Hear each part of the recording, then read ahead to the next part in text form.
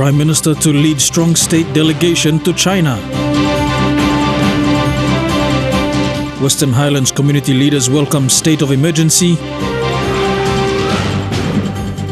And Pride of PNG Awards launched.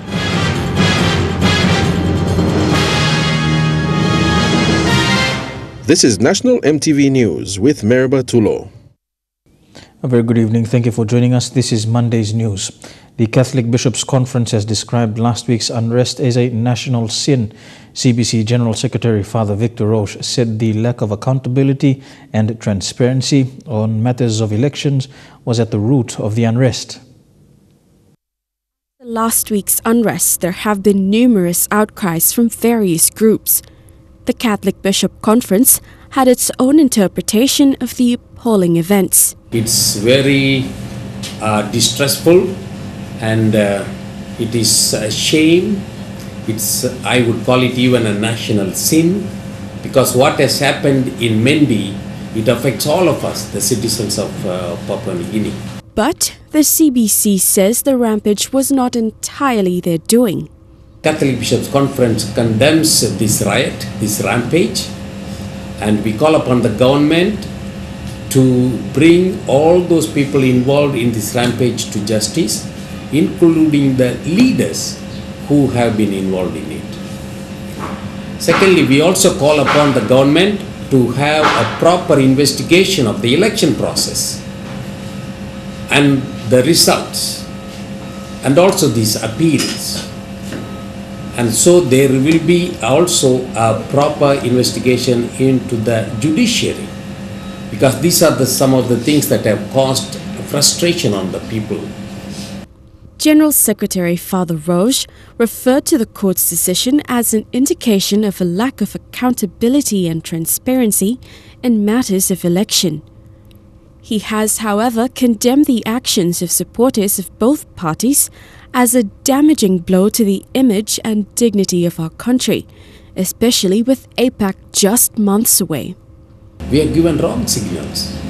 It will surely affect. You know, it's good to see the roads, infrastructure, the technology that we are getting ready with for APEC, very good. But I don't know whether the people are ready.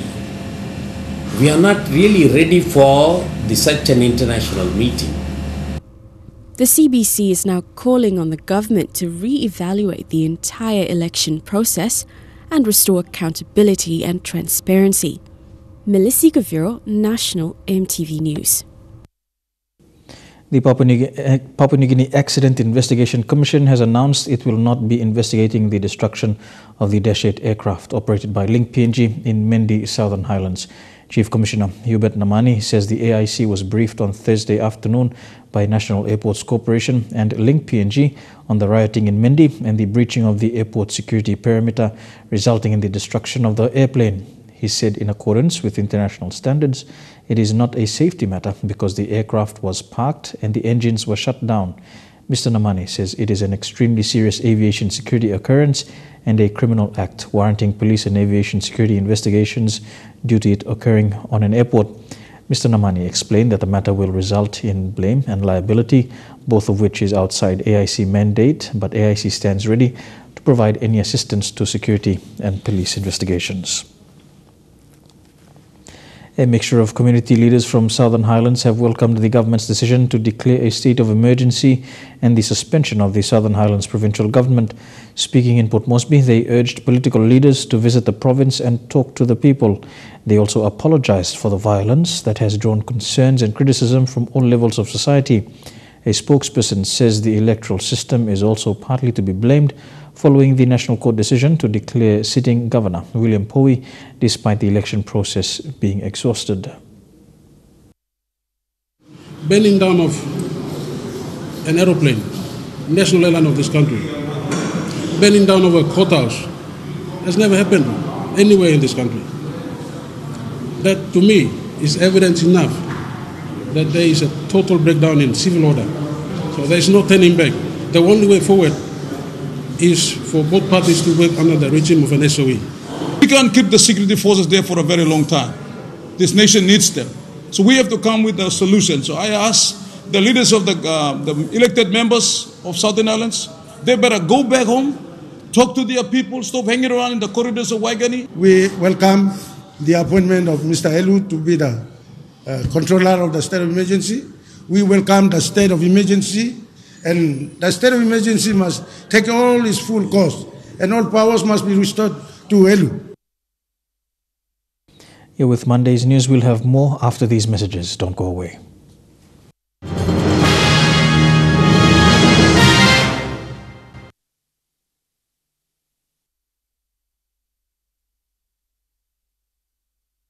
Welcome back to the news. A total of 19 government officials will be accompanying Prime Minister Peter O'Neill in a state visit to China. And the Prime Minister says the PNG government will be signing an MOU with China on the One Belt, One Road policy. The delegation led by the National Planning Minister, Richard Maru, will leave for China on Wednesday on an Air Niugini commercial flight. It involves over 10 state ministers and business leaders. Prime Minister Peter O'Neill says the trip to China on the national flag carrier will be an opportunity to test immigration arrangements before Air Niugini commences its flights into Shanghai in September. And we cannot sit back and isolate ourselves in Papua New Guinea. The rest of the world, including our friends, Australia, United States, the rest of Asia is doing business with China. And we just simply cannot sit back and allow these opportunities to go by us. We need trade and investment in our country because it offers us opportunity to create jobs for our people. Talks on the free trade arrangement and finalizing of the One Belt, One Road policy are two agendas expected to be discussed during the visit. To sign further engagements with the Asian Investment Bank. This is an investment bank that has been set up by Chinese initiative, whereby China is rivaling the banks like Asian Development Bank, the World Bank, and other banks in the region. Again, it is focused on making consistent funding available to many countries in the region. Fortunately for the Pacific, Papua New Guinea is the first one that has been accepted as a member. We are a member of the World Bank, we are a member of Asian Development Bank, so it is only fair that we also join Australia and many other countries who have joined in this particular bank so that we can have cheaper access to funding. Thekla Gunga, National EMTV News. The body of a man was found this morning under the flyover bridge at Irma 7 Mile. The unidentified male was seen sitting around the Irma drain area and was crying for help when a group of boys found him. He had told the boys he was cold and they started fires for him to keep warm. A few hours later, when they returned, he was found dead with his entire body in the drain except his head. Police have not identified the man and have referred the matter to forensics for investigations.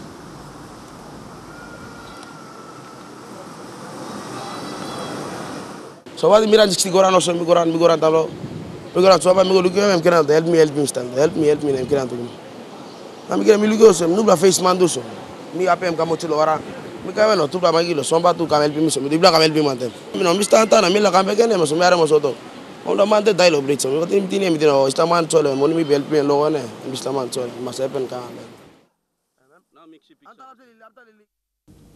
More than 20 families are currently living in tents after police burnt down their houses. Police burnt the houses while searching for the suspects responsible for the death of a policeman on the State of Origin night. The policeman was stabbed multiple times during the attack and died of his injuries. These houses were burnt during a police raid hours after the State of Origin game. 28 houses in all were destroyed. Police were searching for the suspects involved in the fatal stabbing of a policeman.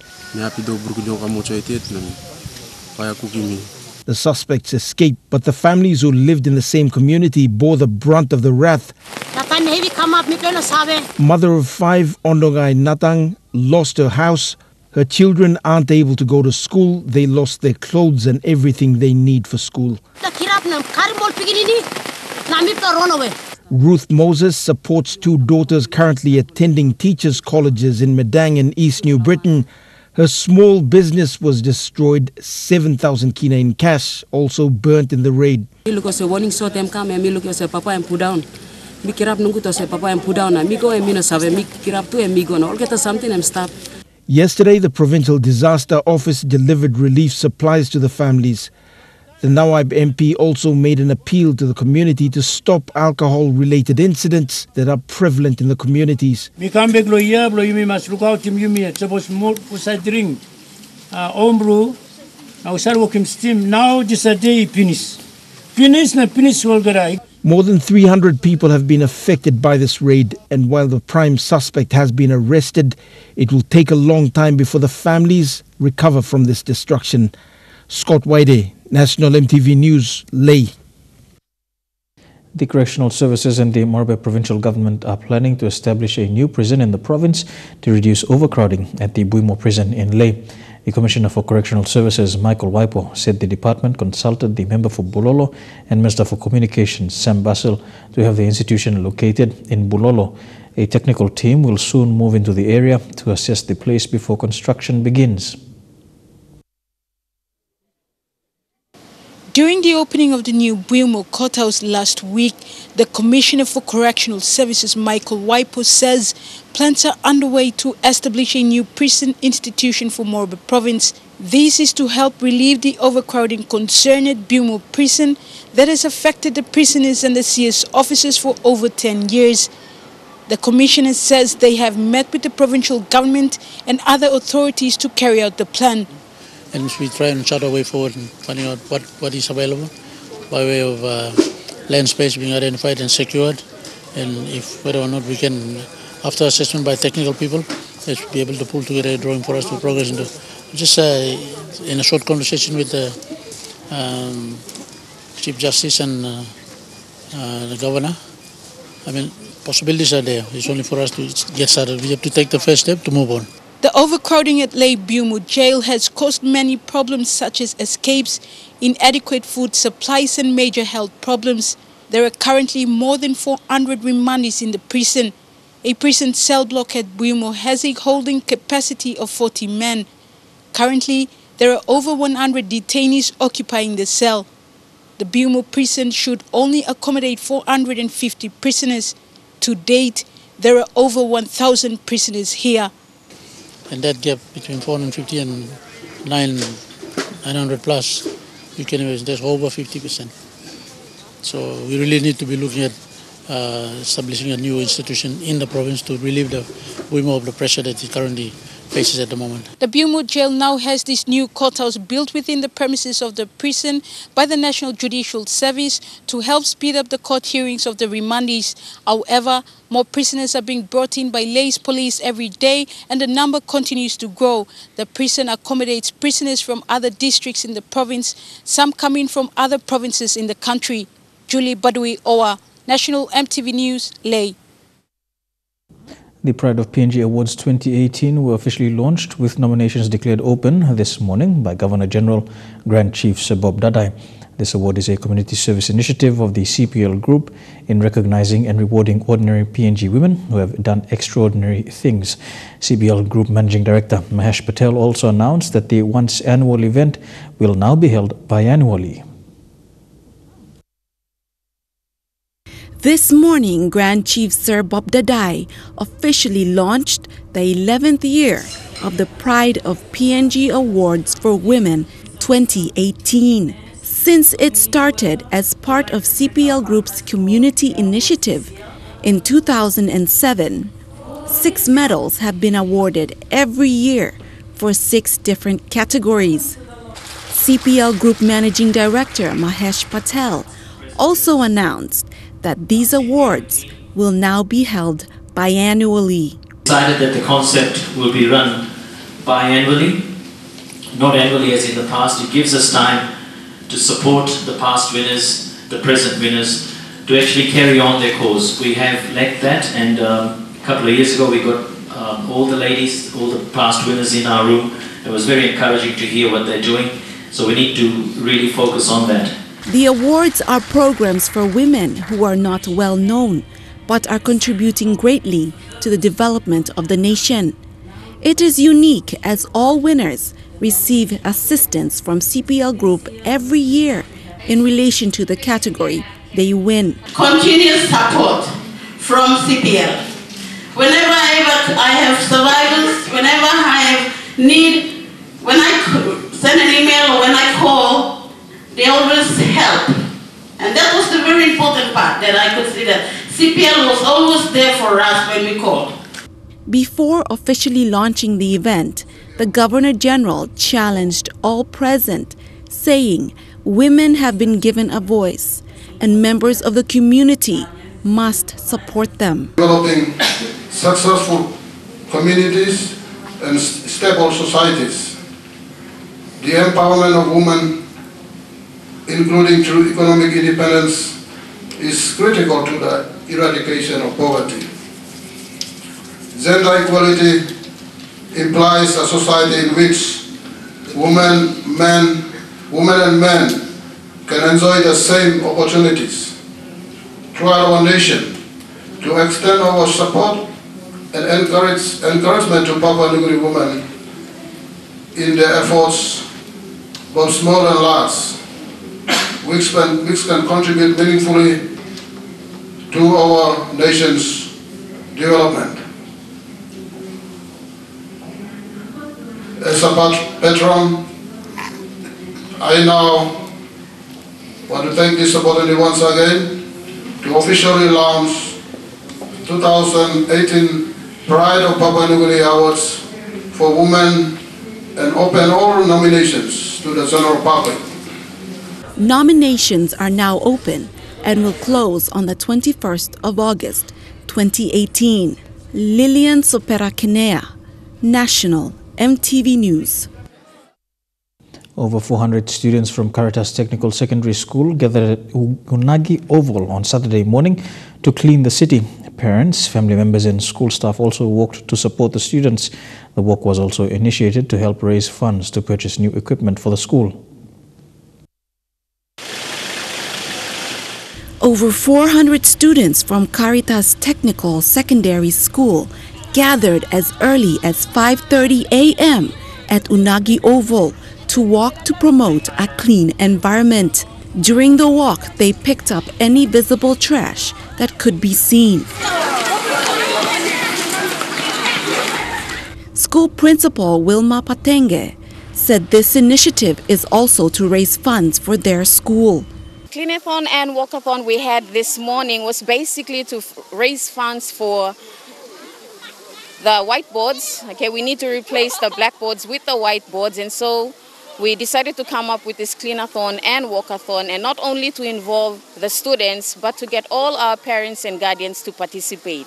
One participating student rep said it's important to set an example to other Papua New Guineans who are younger, the same age or older. She gave her view on the importance of this walk. Part in it. It was very good to see the girls were really into cleaning. This is how we promote cleanliness. We have a virtue of cleanliness, so this is how we show it. To help the government also banning the plastic ban in here, this is how we show us. They walked the 3.8-kilometer route starting at Unagi Oval, through Boroko Drive, into East Boroko, and ended up at their school. Lilian Soperakinea, National EMTV News. Prime Minister Peter O'Neill says he will visit Mendi on the invitation of either William Powie or Joseph Kobol, the two leaders involved in the recent unrest. He made these comments when asked if he will be visiting Mendi before his state visit to China on Wednesday. This afternoon, the Prime Minister announced that the leaders whose supporters were involved in the unrest in Mendi will be travelling to Southern Highlands to speak with their supporters. Yesterday, he met with both suspended Governor William Powie and petitioner Joseph Kobol in Port Moresby.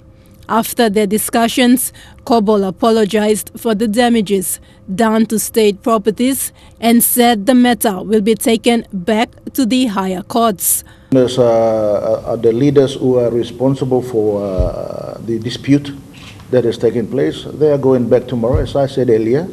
We met them on Saturday and Sunday. Once they have communicated with their supporters and they invite me to go in there, I will go back there. If it happened in my electorate, I'll be the first one there because I know the disputes and I will be responsible for some of the issues that are on the ground. On Thursday last week, angry protesters in Mendi set fire to an Air Niugini plane, ransacked the Air Niugini office and burned down the Mendi National Courthouse and governor's residence. This came hours after the National Court in Port Moresby dismissed Kobol's election petition against POE.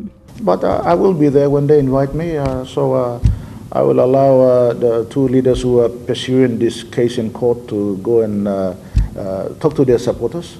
And what we are trying to do is talk to them. Listen, we all know who the suspects are.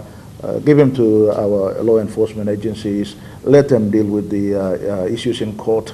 And you go to court and deal with your election disputes.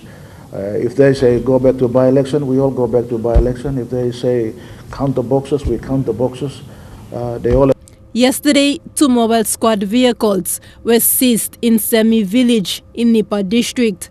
Policemen on board were disarmed and taken as hostage by tribesmen. They were released late last night following successful negotiations between the tribesmen and members of the PNG Defence Force. The Prime Minister has thanked security personnel for their efforts in containing the situation. Thekla Gunga, National EMTV News. Here with the news this Monday, we go for a break and be back with more after these messages. Stay tuned.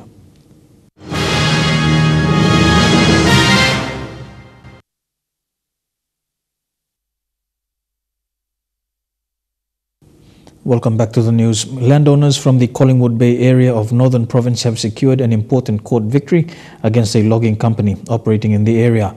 Northern Governor Gary Juffa announced the decision, which was handed down last Thursday.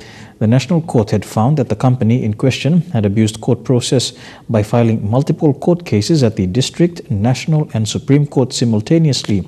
As a result, the landowners have indicated that they will be seeking justice, with several government agencies put on notice for their roles in facilitating illegal logging activities within the Collingwood Bay area. A happy Northern Governor Gary Juffa today announced the National Court decision, which he said now paves the way for landowners in Collingwood Bay to seek redress for illegal logging activities in the area. We respected the courts. We went through the court process. The company and its lawyers used that interim court order to secure the release of the machines and facilitate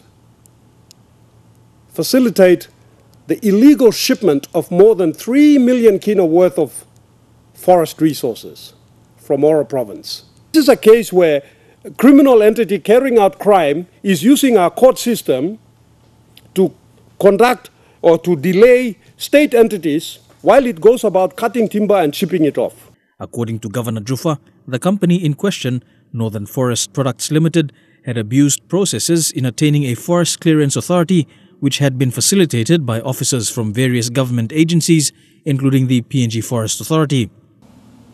We're not going to let this end here.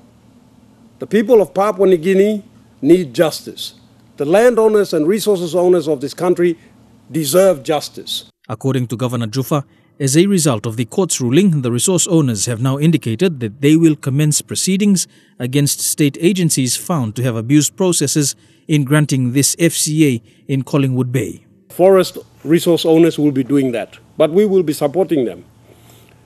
And at this stage, we want to approach the government departments and work with them to assist them so that they can actually do what they're supposed to do. Help the ministers to understand what their roles and responsibilities are. And during that process, we must identify who are the criminal elements, the corrupt elements within these organizations that are facilitating this act of fraud. This is a transnational crime. Turning overseas now, a fragile ceasefire in Afghanistan declared for the Muslim holiday of Eid has been shattered with a second suicide bombing in 2 days. Afghan government officials have been hoping to extend the truce.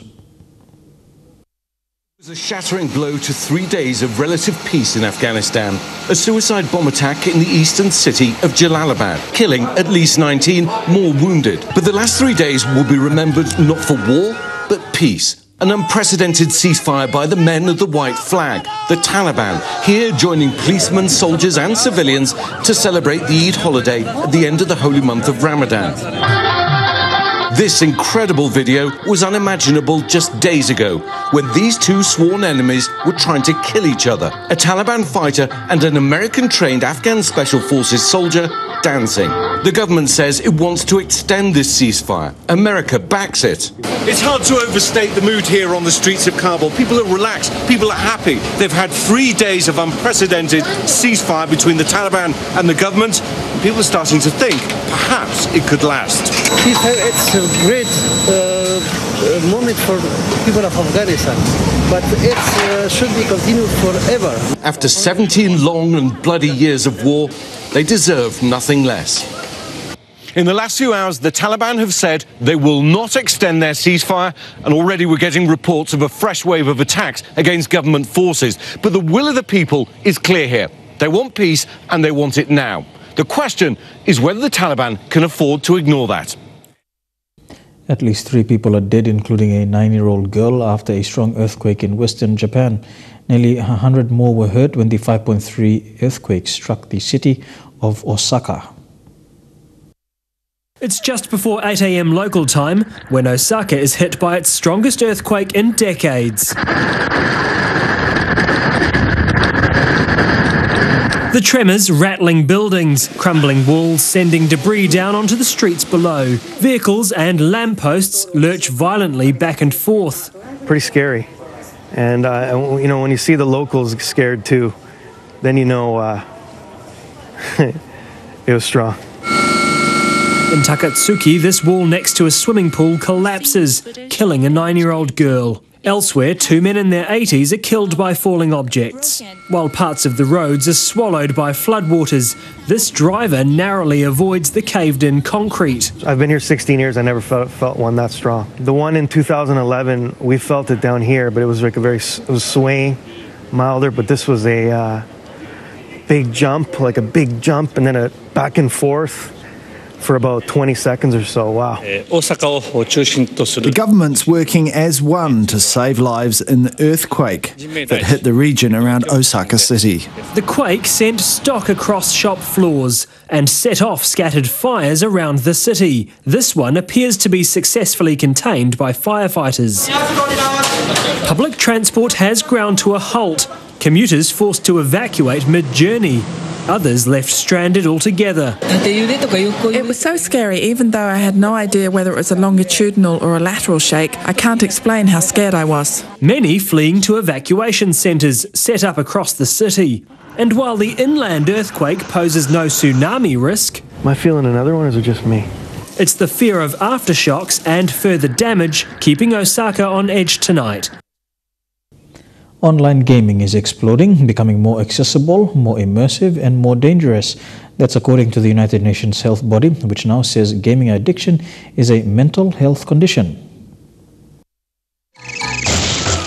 From Angry Birds and Candy Crush to the latest craze, Fortnite, industry figures suggest over 37 million Britons have played an electronic game in the past 6 months.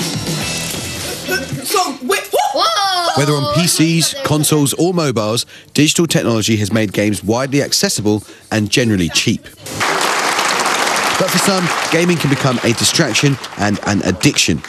Australian Neil Robertson became snooker world champion in 2010, but away from the green cloth, he immersed himself in gaming.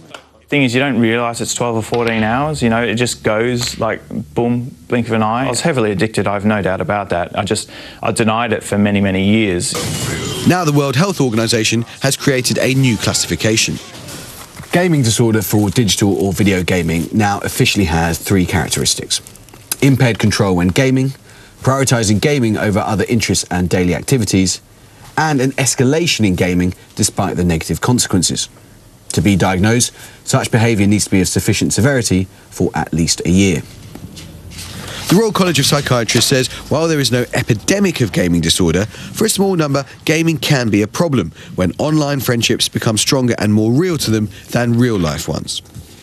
That's a crucial moment when the gamer begins to, in a way, overvalue the online activity. And I would say that soon after, families begin to notice an absence and an emotional disconnect with the rest of the activities that once were so enjoyable. The gaming industry takes a different view.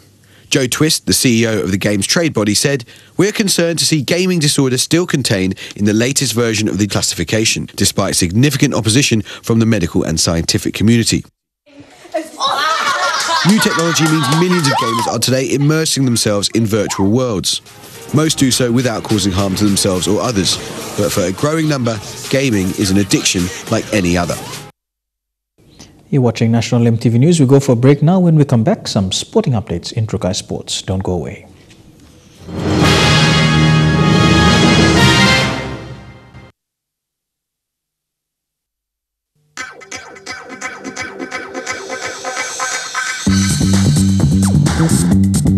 Trukai Sports.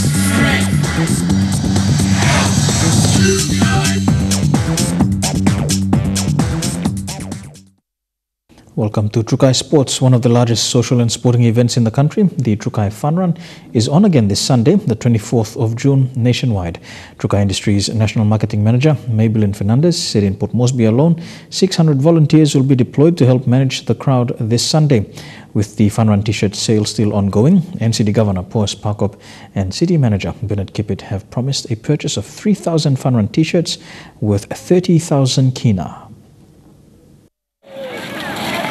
The Trukai Fun Run is Team PNG's single largest fundraising event and has so far been the largest social and sporting event in the country, with its sole objective to raise funds for Team PNG to attend international sporting events such as the Pacific, Commonwealth and the Olympic Games. Since 2000, major sponsors Trukai Industries has been transforming the event into a household name, the Trukai Fun Run, and it just gets bigger every year. How many of you in this room have actually attended a fun run or seen the crowd? It's a massive crowd, and so this is a crowd control that we're talking about. Yeah. For the organizers, the preparations are well underway. In today's meeting with NCD Governor Paus Pakop and City Manager Bernard Kippit, the team outlined its plans to better manage the mass of fun runners. 4 o'clock participant picks up, and then we also have Sir John Guy Stadium parking is open to the public until 5 o'clock or when it gets full. And then at 5 o'clock, the Sir John Guy Stadium car park will be closed only to VIP vehicles after 5. And the Unagi Park and Ride starts at 5 o'clock. So people, public can park their car there and come across to the stadium. With an estimated 30,000 participants in the national capital alone last year and 80,000 nationwide, the task of managing the moving crowd is the team's greatest challenge. But with the help of organizations like the City Commission, things are shaping up well for Fernandez and her team. Same start line that we used in 2016, which is just outside the indoor complex at Sir John Guy's Drive. So the same start line there. Last year we tried to do it a bit different. We wanted people to come into the stadium to enjoy the facilities, to watch some fireworks. We had a big problem with crowd control. So this year, the stadium management team went very happy with us. So this year we're taking it back out to the road. In recognition of the event, NCD Governor Paus Pakop and City Manager Bernard Kippit pledged for a purchase of 3,000 Fun Run T-shirts worth 30,000 kina. It's an event that everybody looks forward to. We will be suspending our work this Sunday, so everybody will be turning up. And the commission, city manager said we're spending 20,000, and from the Active City program, which is funded by the commission too, so 30,000 altogether, our contribution to this wonderful event for the city. So. The 2018 Trukai Fun Run will commence this Sunday, the 24th of June, nationwide. Shane Soroya, National EMTV Sports. To Rugby League now, and players from the PNG Kumuls team along with coach Michael Marum flew to Sydney today. The Kumuls team also sees the inclusion of Ase Boas, who was not named initially in the team. Asia Boaz was called into the team after Nene McDonald pulled out due to a shoulder injury. On the squad now to go down there, so I'm prepared to play whatever position the coach put me in, just to give my best there. So whatever position I prefer to be on the weekend, I'll play. And if I'm on the 18 man, I also accept that, and at least I'm part of the squad, and at least my presence around the new boys and the old boys make a big impact for the game. Radley Brower and Junior Rao are two new inclusions to the Kumul's team after performing well for the Hunters in the ISC. They joined fellow Hunters Alex Wera, Thompson Tete, Watson Boaz, Stanton Albert, Nixon Poot, Willie Minoga and Enoch Maki in the national side. Brower and Rao are looking forward to making an impact in the team this weekend. I'll give my best from my country because it's a dream to wear a red, black and gold jersey. Some big names will be joining the camp, so it's like I'm psyched and very happy to meet the guys. It's going to be a good experience, especially with the NRL boys. It's looking forward to meeting the boys and learning a lot from these boys, and to be with the NRL boys and what they've come to. We hopefully learn a lot from them, and it's going to be a good experience for me as a newcomer into the representative team. Both players were shocked when they found out they were named in the team. I was very excited at first because it was a dream come true for me to represent my country one day, so I was very excited. And because most guys work work hard for this jersey, and I know that to be given one-time opportunity like this, I'll work with all my heart, and it's going to be like the skin of my country. Apart from Richard Pandya, who debuted in last year's Pacific Test against Cook Islands, Brower and Rao, the rest of the players are from the World Cup squad. The Kumuls take on the Fiji Batties on Saturday at 4 p.m. in Sydney, Australia. Here's Seguiaro, he's going to race away to score, and PNG go in for number 3. Elijah Levitt, National EMTV Sports. The West New Britain Sports Authority hosted games on the weekend to promote healthy lifestyles in the workforce. Both members of the public and private sector took part in 6 different sports at the Muthavale Stadium. It was a slow start for the first opening games, with business houses turning up in numbers. The games will be played for 3 weeks and will end in July. West New Britain Governor Sasindran Muthavale officiated at the games.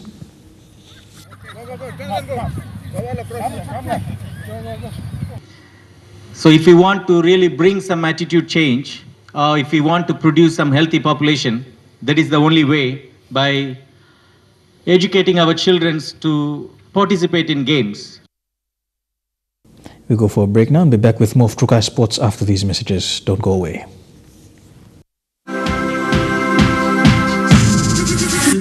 Trukai Sports. Welcome back to Trukai Sports. To Rugby League now, a fresh-looking Kiwi squad has left Sydney for the test against England in Denver, with 7 players set to debut. Part of a long journey with a few old faces and plenty of new ones. The Kiwis preparing to depart Sydney this morning, a depleted side missing names like Johnson, Harris, Blair, Tuivasa-Sheck. You want those type of players playing in your team, but what we've got at the moment is a really exciting time. New coach Michael Maguire shedding more light on why the Warriors captain wasn't available for this one-off test. He's having a little bub at the moment, and he had some personal things there that he and I had a really long discussion about. One big name that does feature hooker Isaac Luke, recalled after his omission from last year's disastrous World Cup campaign. I just wanted to be back in the jersey. But not questioning his absent Warriors teammates' commitment to country. No, hell no. They getting into me about coming, you should just wait for us. But saying that, they wanted to play. It's just different circumstances. They're circumstances the team's latest additions are embracing. Putting on that black jersey as a kid growing up in New Zealand, that's all you dream of. The former Samoa international among 7 debutants making the arduous trip to the Mile High City. It's a long 18-hour haul from here in Sydney to San Francisco, then on to Denver, but coach Michael Maguire is brushing off concerns of how the players will fare. I think both countries are flying business class, so I don't think they complain too much. Travel, altitude and a host of newcomers, but it seems no excuses amid hopes of a new era. And that's it for Trukai Sports. We go for another break and be back with the weather details. Stay tuned. Trukai Sports.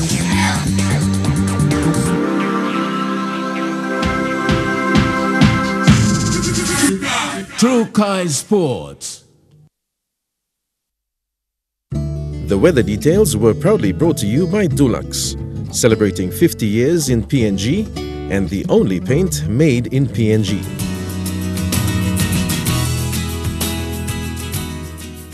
A look at the weather forecast for the next 24 hours, and in the New Guinea Islands region, a few showers expected this evening for Lorengau, mostly fine for Kavieng, Kokopo, Rabaul, Kimbe and Boka.